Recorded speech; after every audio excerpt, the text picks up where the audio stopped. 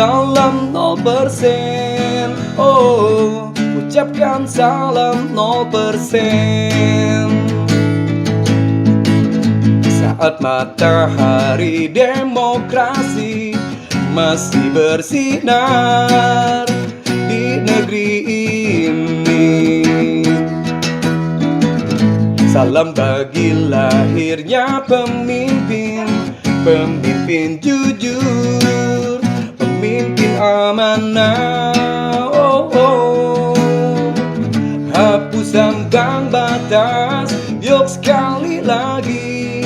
Buang 20%, hilangkan 25%. Hapus ambang batas, yuk sekali lagi.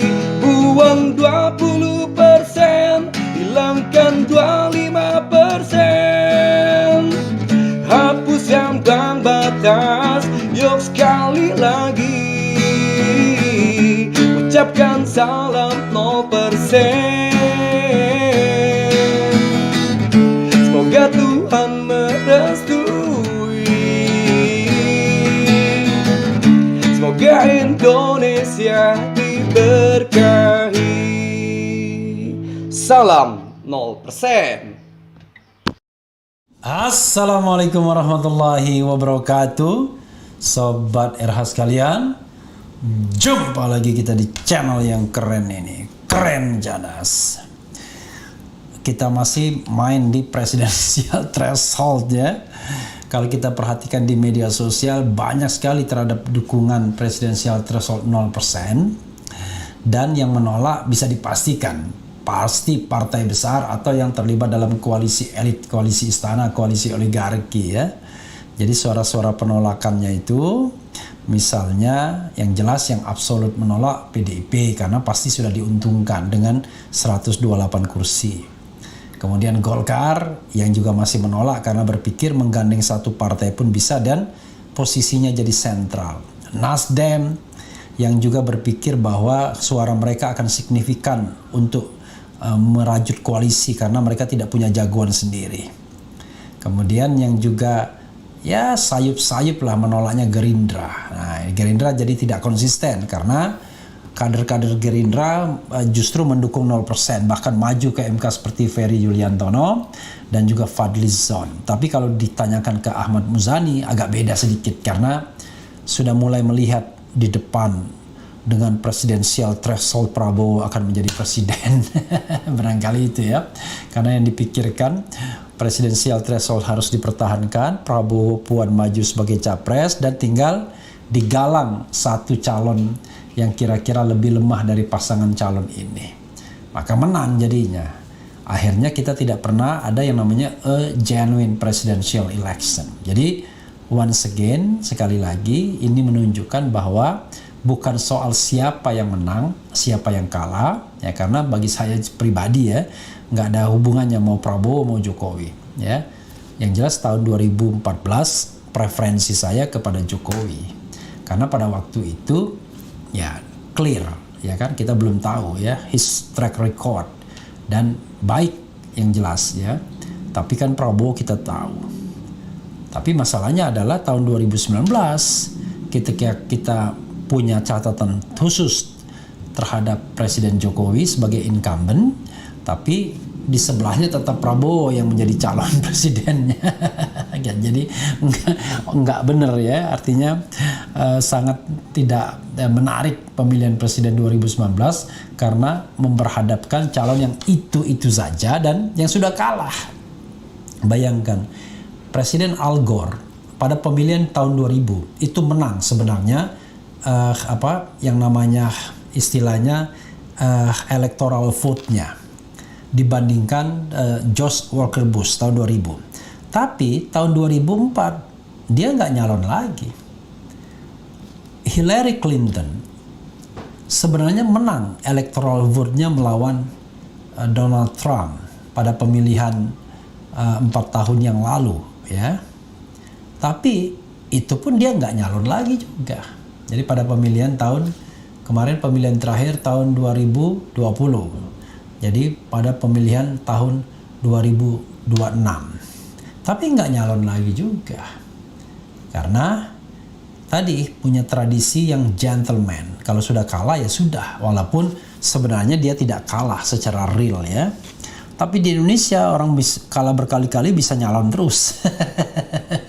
Dan bahkan nyalon lagi untuk keempat kalinya ya. Oke, sejak 2009 menjadi wakil presiden, 2000 kemudian 2014, 2019, 2024. Ya nggak ada yang salah memang, tapi yang salah itu adalah kalau kemudian menghalangi calon-calon lain untuk tampil agar lawannya tidak boleh lebih dari satu pasangan calon, dan bila perlu lebih lemah lawan calonnya biar bisa calon lawannya biar bisa kemudian dipastikan kemenangan. Nah, itu yang tidak benar dari presidensial threshold ini, yaitu menghalangi bibit-bibit pemimpin dari masyarakat ya yang muncul di masyarakat secara genuine ya, bukan karena dari rahim oligarki. Kita bacakan saudara sekalian, ini pendapat dari Fahri Hamzah, walaupun Fahri Hamzah dikritik juga karena pada waktu paripurna dia termasuk pemimpin sidang yang tidak meninggalkan sidang karena kebetulan dia sudah berseberangan dengan PKS ya, dan PKS penolak presidensial threshold bersama PAN, kemudian Gerindra pada waktu itu serta Demokrat yang menginginkan 0% ya, atau dengan variasi angka sendiri, tetapi intinya mereka menolak 20% karena dianggap sudah tidak relevan lagi. Pilpresnya sudah bareng kok, masih ada threshold yang didasarkan pada pileg sebelumnya. Kita bacakan saudara sekalian ya. Sebagaimana dimuat oleh gonews.co. PT 20% permuda elit atur sandiwara pemilu, Fahri Hamzah _2 pura-pura berantem, yang menang dia juga. Oke ya. Jakarta, Wakil Ketua Umum DPP Partai Gelora Indonesia Fahri Hamzah menilai presidensial threshold 20% mempermudah elit mengatur sandiwara pemilu ya. Seperti lagu sandiwarakah selama ini, setelah sekian lama kita kan telah berpisah. Glenn Fredly ya. Cerita cinta. Sehingga nanti siapapun calon presiden yang menang tetap kelompok mereka juga. Akibatnya, kata Fahri, terjadi keterbelahan di kalangan masyarakat ulah sandiwara elit-elit tersebut. Ya, pastilah, karena pasti ada kelompok masyarakat yang tidak bisa ikut dalam pesta demokrasi secara sungguh-sungguh. Ia mencontohkan pemilihan presiden lalu yang hingga sekarang dampaknya masih terasa. Sementara calon yang dijagokan cuma pura-pura dan tetap menikmati kue kekuasaan. Allahu Akbar ya. Kita tahu siapa dia. Rakyat berantem beneran sampai sekarang belum kelar. Sementara dia berantem pura-puraan ternyata, ungkap Fahri dikutip dari akun Twitternya Minggu 19/12/2021. Sebelumnya mantan Panglima Gatot Nurmantio juga menggugat aturan ambang batas pencalonan presiden atau presidensial threshold PT ke Mahkamah Konstitusi. Diketahui Gatot Nurmantio menginginkan presidensial threshold 0%. Namun menurut Direktur Lembaga Survei dan Polling Indonesia SPIN, Igor Dirgantara, upaya gugatan tersebut adalah bagian dari skenario Gatot yang ingin mencalonkan diri sebagai capres independen. Allahu Akbar, nih sok tahu orang ini. Keinginan Gatot Nurmantio menggugat PT di MK menjadi 0% jelas mengindikasikan keinginannya untuk bisa maju di Pilpres 2024 sebagai calon alternatif dari parpol, tapi tanpa terpasung persentase suara di parlemen, kata Igor Dirgantara Sabtu 18/12/2021. Karena kata dia, parpol papan atas seperti PDIP, Gerindra, dan Golkar sudah punya calon yang didukung kadernya sendiri. Sementara parpol papan tengah, papan bawah, apalagi yang tidak lolos ambang batas parlemen, tidak ada calon yang bisa diharapkan dari aspek popularitas. Nah, ini yang keliru ya. Justru partai-partai besar itu yang bingung sekarang ini. Kecuali mengambil tokoh-tokoh alternatif seperti Gatot Nurmantio yang punya background militer kuat seperti Prabowo Subianto, Andika Perkasa, Dudung, dan AHY tuturnya ya. Apalagi menurut dia potensi keterpilihan figur militer di Pilpres 2024 juga potensial pasca kepemimpinan Susilo Bambang Yudhoyono SBY periode 2004-2014 yang digantikan Jokowi dari kalangan sipil periode 2014-2024. Jadi siklus pergantian kepemimpinan nasional di 2024 nanti arah anginnya memang ke figur militer. Problemnya Gatot nggak punya parpol katanya. Menurut dia, jika Gatot Nurmantio memiliki niatan maju ke Pilpres 2024, bukan dari parpol papan atas. Oleh karena itu, PT 20% harus digugat dengan asumsi yang lebih demokratis, ucapnya. Lebih lanjut dia mengungkapkan ada 3 syarat pemilu dikatakan demokratis. Pertama, soal aturan, sistem, dan mekanisme yang fair. Kedua, budaya politik yang partisipatif. Ketiga, ada pilihan-pilihan bagi masyarakat terkait kandidat dan partai politik. Dari 3 tersebut jelas bahwa presidensial threshold 20% tidak mencerminkan fair election. Oh, untungnya dia belum ngomong begini, ya Allah Akbar. Kurang partisipatif dan membatasi pilihan publik. Atas dasar itu banyak pihak menggugat PT 20% ke MK imbuhnya. Dia menilai ada 3 opsi untuk 2024, yaitu dihilangkan atau menjadi 0%, dikurangi 5-10% dan tetap dipertahankan 20%. Ujungnya ternyata dia bantu juga ya, syukurlah. Ya, Sobat Era sekalian, soal apakah Gatot Nurmantio berambisi atau tidak, yaitu soal lain. Karena begini, sebenarnya pemohon pertama yang maju itu adalah Ferry Juliantono. Lalu setelah Ferry Juliantono, pemohon yang kedua maju adalah dari anggota DPD. Gatot Nurmantio hanyalah pemohon ketiga. Artinya Gatot Nurmantio tidak perlu maju, ya, kalau dia misalnya katakanlah ingin sekedar menunggangi gelombang saja. Tapi saya termasuk yang mendorong untuk menunjukkan bahwa ada concern terhadap proses berdemokrasi, ya kan? Jadi sekali lagi, gugatan threshold ini tidak ditujukan kepada siapa-siapa, tidak ditujukan kepada Gatot, tidak ditujukan kepada Anies, tidak ditujukan kepada siapa lagi, Lanyala, tidak ditujukan kepada siapa, tapi ditujukan kepada siapa saja. Jadi tidak hanya, ya, bukan tidak, ya. Jadi ditujukan kepada siapapun putra terbaik Republik Indonesia yang ingin mengadu peruntungannya sebagai pemimpin nomor 1 primus inter pares dan tidak terpasung dengan threshold 20% yang hanya bisa menghadirkan sedikit calon saja dan bahkan bisa hanya 2 calon ketika semua kekuatan itu diborong oleh satu kekuatan yang ada. Nah, dan 2019 ya, seperti dikatakan Fahri Hamzah, di bawah masih bertarung, masih gontok-gontokan, masih hina-hinaan, masih adu-aduan ke polisi, ya, banyak korbannya bahkan. Tapi di atas ya sudah ketawa-ketawa, sudah senang-senang. Jadi di atas kelahi pura-pura, yang menangnya dia juga kata Fahri Hamzah, yang di bawah gontok-gontokan terus terang.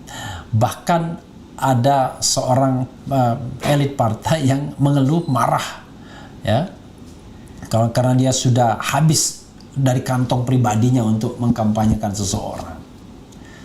Kemudian bikin pantunnya begini.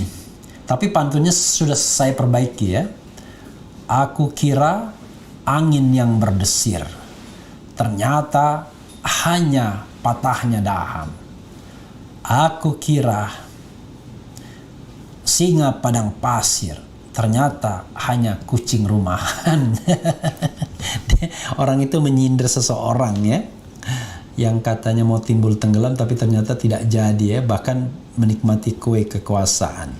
Jadi Sobat Era sekalian, ya, persoalan Indonesia ini bukan waduh dulu saya pendukung Prabowo, nah sekarang Prabowo punya kesempatan nih dengan presidensial threshold. Bukan begitu. Yang kita inginkan adalah bagaimana fair competition, ya, fair competition di antara calon-calon tersebut. Dan bila perlu ada calon alternatif, betul, yang fresh dari daerah, punya kemampuan tinggi tetapi tidak tertangkap radar media-media ibu kota, misalnya begitu, ya. Oke, Sobat Era sekalian, coba kita bacakan bagaimana komentar Sobat RH terkait dengan ini, ya, Fahri Hamzah. Dia sih dikritik juga, kenapa kemarin waktu walk out pimpinan DPR waktu sidang paripurna pengesahan Undang-Undang 7 2017 RUU Pemilu, kok dia tidak ikut keluar? Karena pada waktu itu Fahri Hamzah bermusuhan dengan fraksinya sendiri. dia dari PKS tapi sudah dimusuhi PKS, sudah mau ditumbangkan tetapi tidak bisa dimundurkan karena dia menggugat ke Petun ya. Dan akhirnya ya tetap menjadi wakil ketua DPR bersama Fadlizon sampai akhir. Tapi pada saat paripurna itu Fadlizon mengundurkan diri karena dia bagian yang tidak setuju dengan threshold. Jadi ada 4 partai yang tidak setuju threshold pada waktu itu ya. 1 adalah Gerindra, 2 Demokrat, 3 PKS, 4 PAN. Inilah partai yang walk out. Tapi ada partai yang tidak walk out. Ada 6 partai, yaitu PDIP, Golkar, ya, kemudian Nasdem, PKB, P3 dan Hanura. Jadi 6 partai ini kalau voting mereka akan menang. Makanya akhirnya 4 partai itu walk out. Jadi kalau seandainya ada keinginan SBY mengatakan 0% karena sudah tidak relevan lagi, itu proven sebenarnya. Memang itu sikap 2017. Sementara kalau 2008 menjelang Pilpres 2009 itu adalah angka kompromi 20%. Kenapa komprominya tinggi banget? Ya karena ada partai yang pengen mengerek lebih tinggi lagi, yaitu Golkar pada waktu itu sampai sebut 35%. PDIP diam-diam menyetujui juga angka itu 25 sampai 30%. Jadi itu ya sahabat RH sekalian. Oke, coba kita bacakan sedikit bagaimana tanggapannya ya. Gak usah 411 Baduy, gak usah pakai lama, 0% segera sahkan. Yang gak setuju partai itu mencurigakan. Tadi coba ditampilkan dari Prodewa tadi ya. Jadi ada juga dari Prodewa yang kemudian membuat macam-macam. Dan ada juga dari milenial dan lain sebagainya yang menurut saya memang dukungan 0% ini makin besar. Dan mari kita makin besarkan dan makin gencarkan agar kemudian menjadi sebuah gerakan yang bisa dipahami MK sebagai sebuah gerakan yang tidak elitis. Ini ya, berjuang bersama Prodewa yang kemarin datang ke RH Channel, dukung presidensial threshold 0% dalam mengawal cita-cita demokrasi. Prodewa akan memperjuangkan agar eskalasi penolakan PT 20% menjadi PT 0% ini terus menggelinding dan menguat di seluruh lapisan masyarakat. Isu ini harus jadi isu bersama seluruh rakyat NKRI. Mahasiswa, buruh, petani, akademisi, rakyat miskin kota harus merasakan keresahan yang sama. PT 20% ini adalah akar hulu dari kebijakan-kebijakan yang tidak pro rakyat, tetapi menguntungkan kelompok elit tertentu. Ya mudah-mudahan ya kesadaran terhadap perlunya penghapusan PT ini, presidensial threshold ini makin terus menerus ya. Karena saya mencatat biasanya kalau dia pengamatnya pro kekuasaan biasanya nolak dia. Tapi kalau pro demokrasi sebaliknya biasanya pengennya 0%. Jadi antara dua saja, pro kekuasaan dan pro demokrasi. Tapi jangan lupa ya, nilai demokrasi itu remains ya, value-nya. Tapi kekuasaan itu kadang-kadang berubah-ubah variabelnya. Sekarang ketika kita berkuasa dan kita diuntungkan dengan aturan threshold 20%, kita menginginkan threshold itu. Padahal ketika kita tidak pada posisi menguntungkan, kemudian kita tiba-tiba menolak. Nah, karena itu kita harus punya value yang sama. Dan alhamdulillah ya, Refli Harun sudah bicara soal penghapusan threshold ini sejak 20% ini mau ditingkatkan. Atau sejak Undang-Undang Pemilu 2008 itu disahkan dan kemudian memperkenalkan Pilpres 20%. Begitu ya Sobat RH sekalian. Oke, Sobat RH, coba kita bacakan lagi ya. Bang Ref. Oke. Bang RH, saya mau tanya tentang live sebelumnya yang membahas Detik memuat berita email setuju PT. Maksudnya itu PT yang ditujukan pada pencoblosan bukan sebelum pencoblosan. Apa benar itu Bang? Iya, saya mengatakan Detikcom keliru karena Detikcom menyinggung presidensial threshold 20%. Padahal ini adalah threshold untuk terpilihnya sebagai calon yang dipermasalahkan DMA. Tapi dia sudah perbaikin judulnya ya. Saya lihat judulnya sudah tidak ada lagi, sudah diperbaikin. Tetapi saya hanya ingin meluruskan beritanya bahwa tidak benar bahwa Mahkamah Agung pernah membenarkan yang namanya ambang batas untuk pengajuan calon presiden dan calon wakil presiden ya.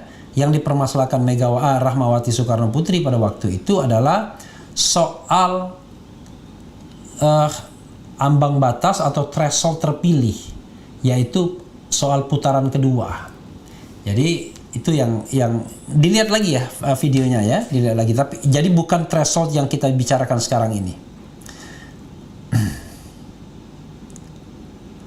Bang RH, ada yang ngotot tak ada waktu untuk bahas hal ini di DPR. Nggak usah dibahas, orang tinggal dihilangkan. Ya kan, apa susahnya tinggal dihilangkan satu pasal. Kalau Presiden Jokowi mau malam ini juga bisa, ya kan, tinggal menghapuskan satu pasal. Jadi penghapusan satu pasal, dan saya yakin nggak ada kaitannya dengan pasal-pasal lainnya. Kan pasal lainnya kan Undang-Undang Pemilu kan tidak menentukan berapa calon. Dan juga tidak lebay juga kalau dikatakan bakal ada ribuan calon atau puluhan calon, ya kan. Sangat bergantung kepada nanti berapa yang akan menjadi peserta pemilu. Ya, sahabat era sekalian, silakan ya dibaca, masih banyak nih. Ada coba Muhammad Yadi. Salam 0%, MK harus mampu melihat PT dengan adil agar negeri ini tidak selalu dibajak oleh oligarki. Siapapun tokohnya yang penting berkualitas dan mampu memimpin di negeri ini. Allahu Akbar ya. Jadi kita menginginkan tokoh yang jujur dan amanah ya. Ya, sebagaimana lagu salam 0%, salam bagi pemimpin yang jujur, pemimpin yang amanah. Itu saja saudara sekalian, yang penting tetap di channel ini. Ciao.